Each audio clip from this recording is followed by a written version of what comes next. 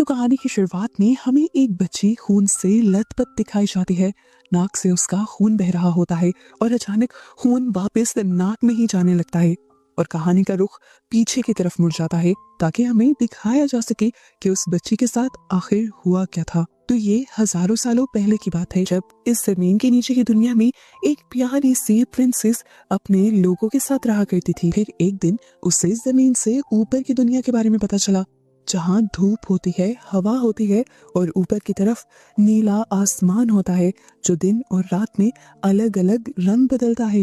उसके दिल में ये सब चीजें देखने की ख्वाहिश आ जाती है, लेकिन कभी भी उसे ऊपर जाने की इजाजत मिलती ही नहीं। लेकिन जब उसका शौक बहुत ज्यादा बढ़ जाता है तो वो फैसला करती है कि वो किसी को भी बताए बगैर ऊपर जाएगी और आखिर वो अपने सभी गार्ड्स को धोखा देते हुए उन सीढ़ियों तक पहुंच जाते हैं जहाँ से ऊपर जाने का रास्ता था।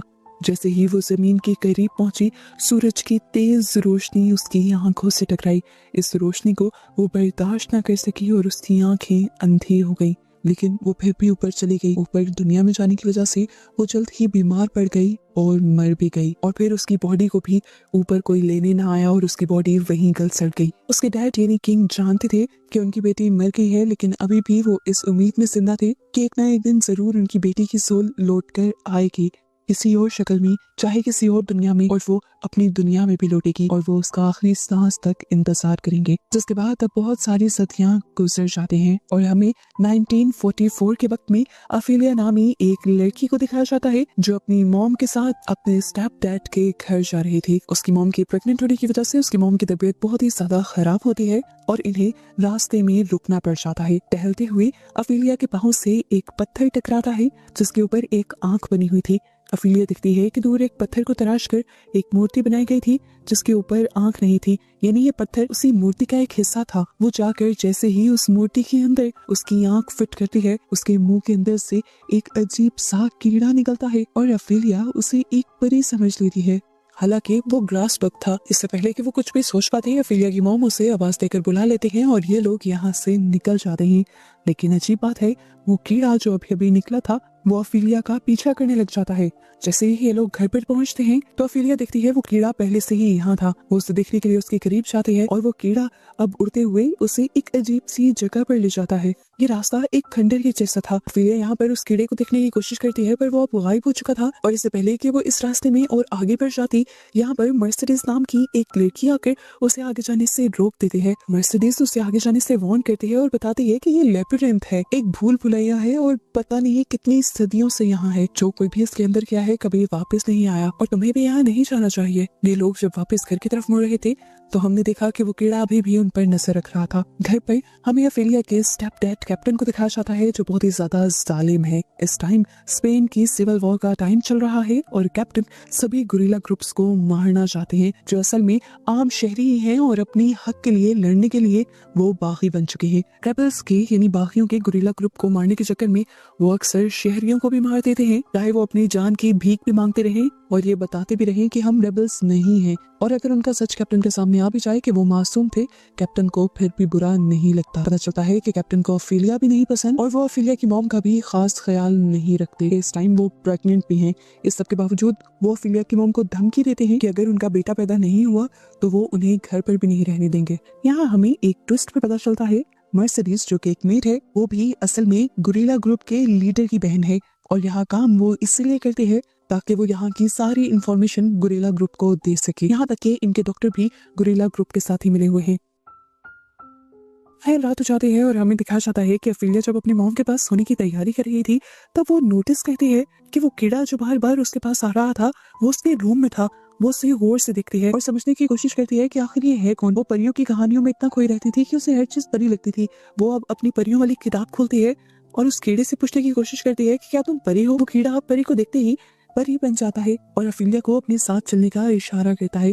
अफेलिया भी उसके पीछे पीछे चल देती है और अब वो परी उसे लेबिरिंथ में ले जाती है। वहां पर उसे वही नीचे जाने वाली सीढ़ियां दिखती है जिसके जरिए हमने मूवी के स्टार्ट में प्रिंसेस को ऊपर आते हुए देखा था। अफेलिया जब डरते डरते नीचे जाती है तो उसे वहां पर एक खौफनाक सी क्रिएचर दिखाई देती है जो अफीलिया को देखकर बहुत ज्यादा खुश थी। वो कहते हैं तुम आ गई, कितने सालों से तुम्हारा इंतजार था। अफीलिया उनकी बात समझ नहीं पा रही थी, बल्कि वो तो इस क्रिएचर से डर भी रही थी। वो क्रिएचर से कहती है तुम मुझसे मत डरो, मैं तुम्हारा दुश्मन नहीं हूँ, मुझे फॉन कहते हैं और मैं आपका गुलाम हूँ। आप एक प्रिंसेस हैं, आप इस दुनिया से बिलोंग नहीं करती, आपका ताल्लुक जमीन के नीचे की दुनिया से है और आप वहाँ के किंग की बेटी हैं। आपका नाम प्रिंसेस मूना है।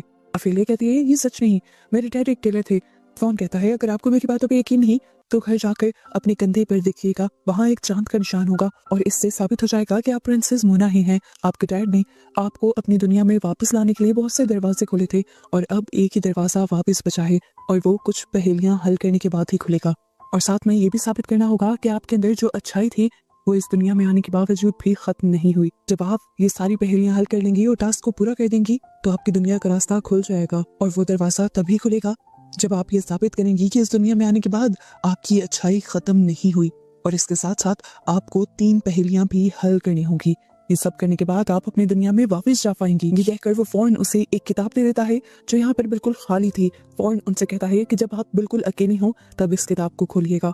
अब वो छोटी परियां अफीलिया को वापस उसके घर का रास्ता दिखाते हुए उसे घर ले आती हैं और घर आते ही अफीलिया अपने कंधे पर दिखती है। वहाँ सच में एक चांद का निशान था, यानी वो फौरन सच बोल रहा था।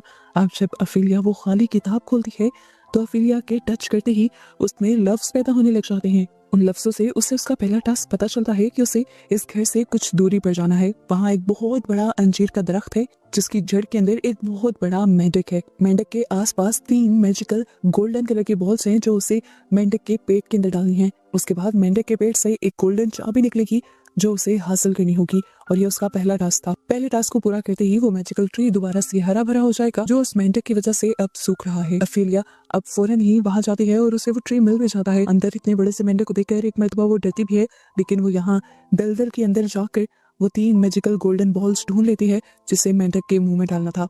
उन तीनों को मेंढक के मुंह में डालने के बाद एकदम से मेंढक बहुत बड़ी वॉमिट करता है और उसकी वॉमिट में से वो गोल्डन चाबी उसे मिल जाती है। इस तरह उसका पहला टास्क पूरा हो जाता है और वो खुशी से घर वापस आ जाती है। वो जब नहा रही होती है तो वो कीड़ा दोबारा उसके पास आता है और अफीलिया एक्साइटेड होकर कहती है मुझे दोबारा लिब्रिंथ में ले जाओ। लिब्रिंथ में जाकर वो फोन को वो चाबी दिखाती है तो फोन कहता है कि ये चाबी तुम्हें अपने पास ही रखनी है और साथ में वो उसे एक मैजिकल चॉक भी देता है और कहता है कि ये भी तुम्हारे काम आएगा।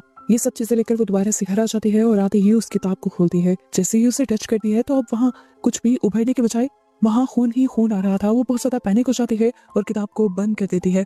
ठीक उसी वक्त उसे अपनी मॉम के चिल्लाने की आवाज आती है। उसने जाकर देखा तो उसकी मॉम की तबीयत बिगड़ चुकी थी और उन्हें बहुत ज्यादा ब्लीडिंग हो रही थी। वो अब भी उस किताब को वहीं पर छोड़कर फौरन अपने डैड को बुलाने के लिए चली जाती है, लेकिन उसके डैड भी उसकी मॉम की तबीयत का सुनकर कोई ध्यान नहीं देते। अफीलिया बेचारी अकेली ये सब कुछ कहाँ संभाल सकती थी। अपनी मॉम की बीमारी की वजह से वो बहुत ही ज्यादा परेशान हो जाती है। ऐसे ही 2 दिन गुजर जाते हैं और एक रात जब वो सो रही होती है तो फोन उसके पास आता है। वो गुस्सा कर रहा था कि अभी तक अफीलिया ने अगले टास्क पूरे नहीं किए। वो बताती है कि मैं अपनी मॉम की तबीयत की वजह से बहुत ज्यादा परेशान हूँ। तब फोन भी उसे बताता है वो बात तो ठीक है, लेकिन हम भी ज्यादा इंतजार नहीं कर सकते क्योंकि पूरे चांद की रात आने वाली है और उसी रात को वो दरवाजा खुल पाएगा। फोन अफीलिया की मदद करने के लिए उसे एक जादुई बच्चे की तरह दिखने वाली जड़ देता है और कहता है कि हर रोज सुबह को इसके अंदर दूध डालते हुए अपने 2 खून के कतरे डाल देना और इसे अपनी मॉम के बेड के नीचे रख देना। इसकी मदद से वो थोड़े ही दिन में बिल्कुल ठीक हो जाएंगी। साथ में वो अफीलिया को कुछ परियां भी देता है अगले टास्क में मदद करने के लिए, क्योंकि अगला टास्क बहुत ही मुश्किल होने वाला था। फोन बताता है कि अगले टास्क में तुम्हारा सामना किसी जानवर या इंसान से नहीं बल्कि एक मॉन्स्टर से होगा। तो आज जब अपना टास्क पूरा करने के लिए जाओगी वो मॉन्स्टर तुम्हें हर हाल में मारने की कोशिश करेगा, पर तुम्हें अपने आप को बचाना है। साथ ही जब तुम वहाँ जाओगी तो वहाँ पर बहुत मजे मजे की खाने की चीजें रखी होंगी। तुम्हें किसी चीज की लालच में नहीं आना और बस अपने काम के पूरा करने पर ध्यान रखना है। वो उसे यहाँ पर एक और क्लास भी देता है और कहता है कि इस टाइम के खत्म होने से पहले पहले तुम वापस भी आ जाओगी। और यहाँ से ये सब कुछ बताकर चला जाता है, जिसके बाद अफीलिया वो किताब खोलती है और उसे टच करती है। उस पर दूसरा टास्क लिखा हुआ आ जाता है, जिसका पहला स्टेप ये था कि उसके पास मौजूद मैजिकल चॉक से उसे अपने घर की किसी भी दीवार पर दरवाजा बनाना था। जैसे ही वो दरवाजा बनाती है तो वहाँ पर एक पोर्टल खुल जाता है किसी दूसरी दुनिया का, या कह लें कि उसी मॉन्स्टर वाली दुनिया का।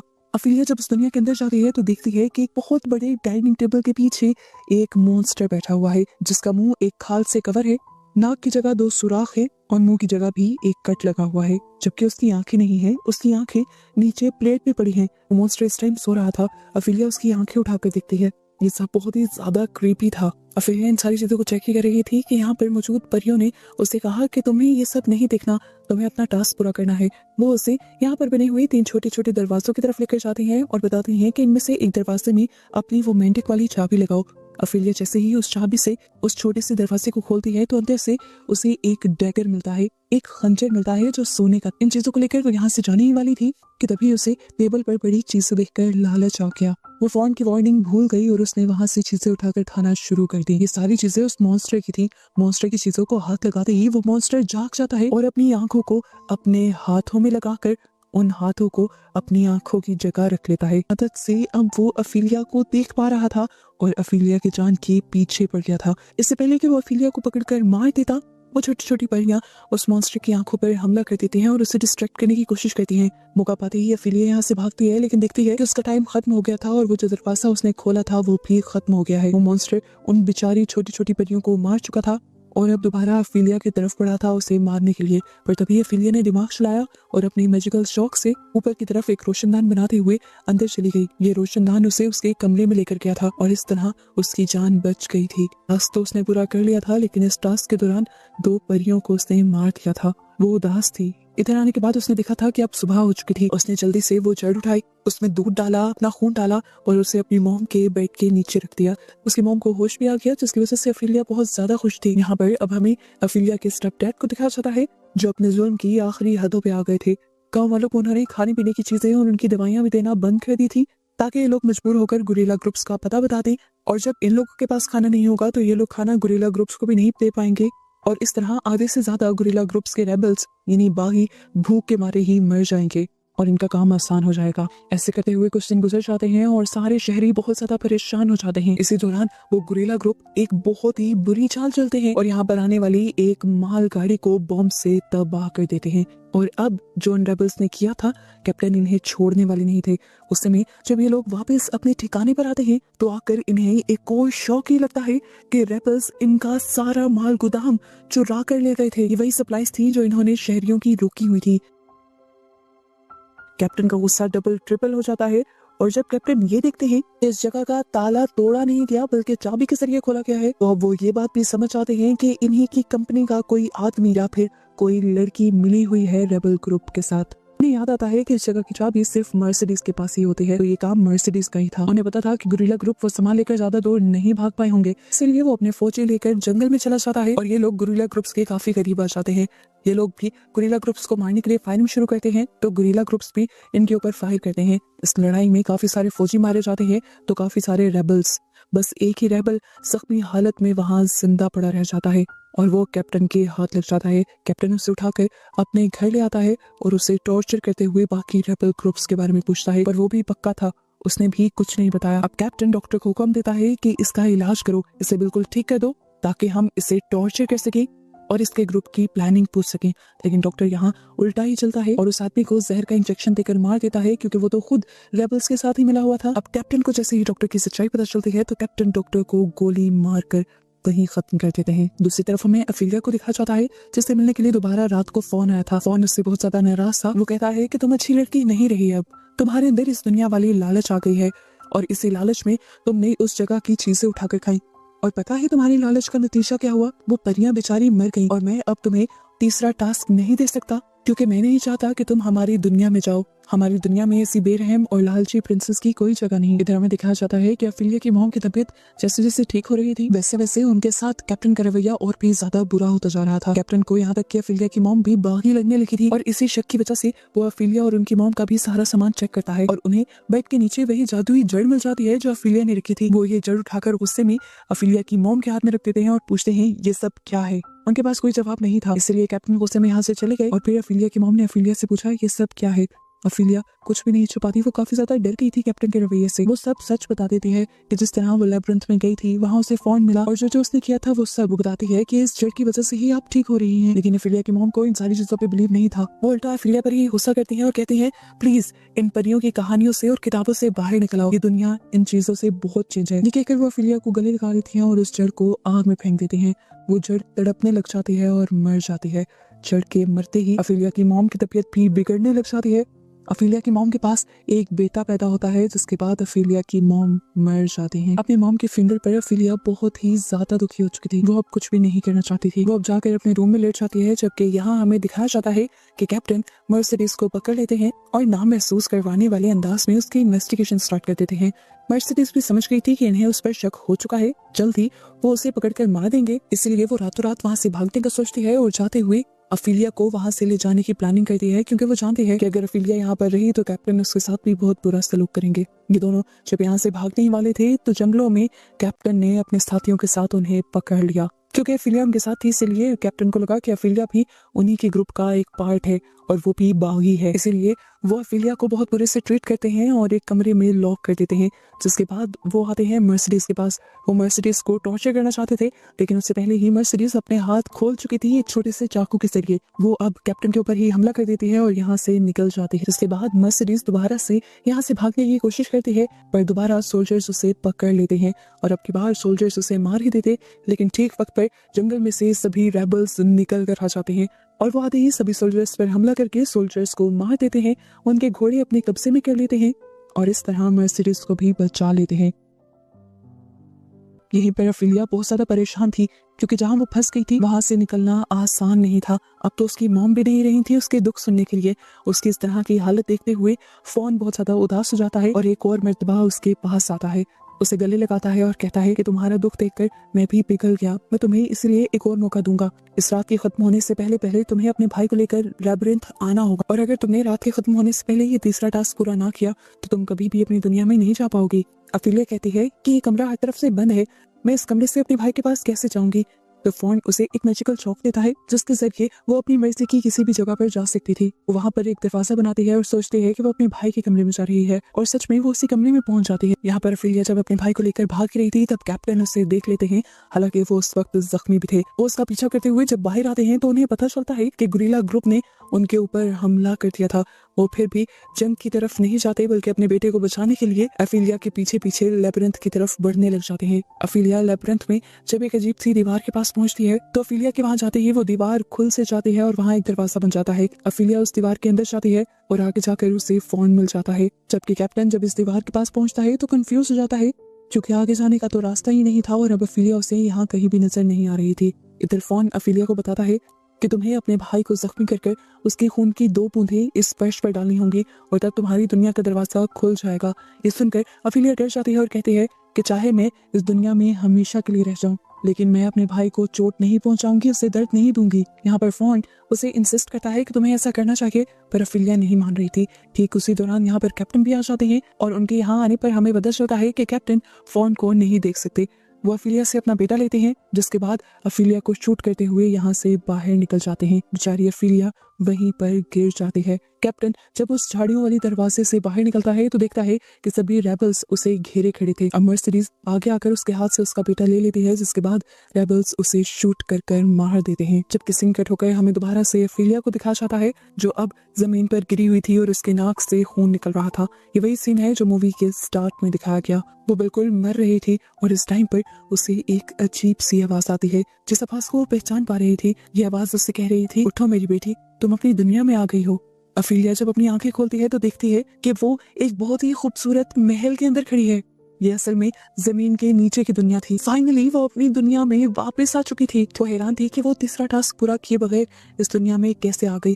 तो उसके डैड यानी किंग उसे बताते हैं कि तीसरा टास्क असल में तुम्हारा इम्तिहान था। हम चेक करना चाह रहे थे कि तुम्हारे दिल में उस दुनिया का जुल्म तो नहीं आ गया, इसीलिए हमने तुम्हारे भाई को जख्मी करने का तुम्हें टास्क दिया, लेकिन तुमने अपने भाई को नुकसान पहुंचाने से बेहतर अपनी जान देना समझा। इससे साबित हो गया कि तुम रहम दिल थी और इस तरह तुम्हारा टास्क पूरा हुआ और तुम अपनी दुनिया में वापस आ पाई। और अगर वो उस टाइम फोन की बात मानकर अपने भाई को नुकसान पहुंचाती थी तो वो कभी इस दुनिया में वापस ना आ पाती। अफीलिया के इस दुनिया में वापस आने की वजह से यहाँ पर जश्न शुरू हो जाता है और अफीलिया की सारी याददाश्त भी वापस आ जाती है, जबकि असल दुनिया में दिखाया जाता है कि वहाँ पर अफीलिया की डेड बॉडी पड़ी हुई थी। मर्सिडीज उस डेड बॉडी के पास बैठी हुई बहुत ज्यादा उदास थी, क्योंकि उसे अफीलिया से अपनी बहन की तरह प्यार हो गया था। वो उसके मरने पर बहुत ज्यादा दुखी थी, पर वो नहीं जानती थी कि अफीलिया असल में मरी नहीं है, वो बस अपनी दुनिया में चली गई है। और इस तरह बस अफीलिया की उसकी दुनिया में जाने की कहानी यहीं पर खत्म हो जाती है।